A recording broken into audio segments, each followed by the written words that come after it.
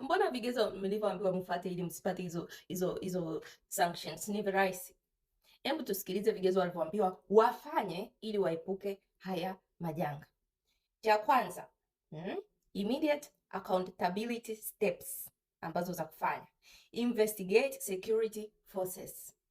Yaani uchunguzi ufanyike kwa vyombo vya usalama, wajulikane wale walioua na wachukuliwe hatua. Mkifanya hivyo tu mnapata visa yenu, mnapata ruksa ya kufanya chochote Marekani mnachojisikia.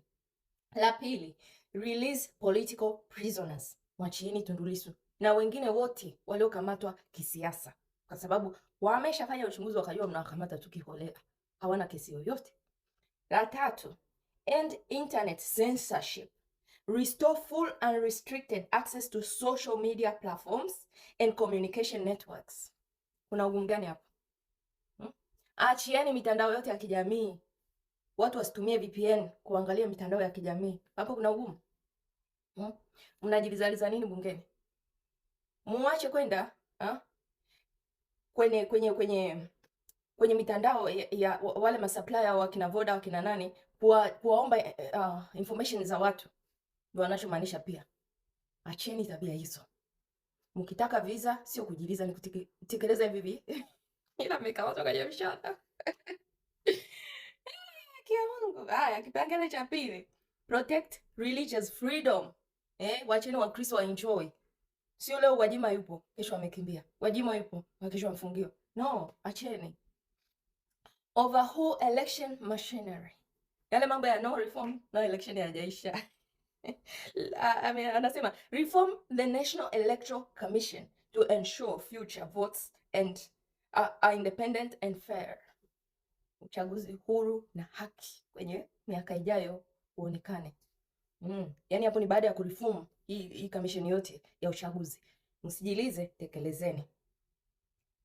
Allow press freedom. Lift bans on independent media outlets.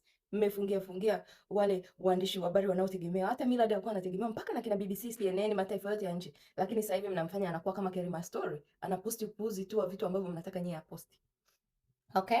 So, lift bans on independent media outlets and allow international journalists to report freely. Kama nani yule Mado alikuja kuripoti hapo, mnaanza kumchambulia. Okay? Kipengele cha tatu, international engagement. Cooperate with investigations. Allow United Nations or African Union human rights observers to audit the October 2025 election events.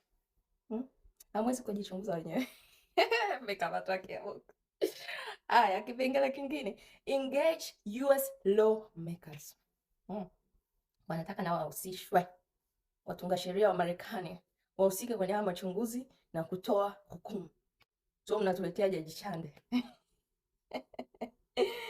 If you would like, okay, that's all.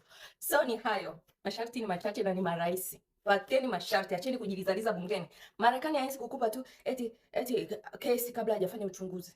Guys, wamewaona kwenye masatellite.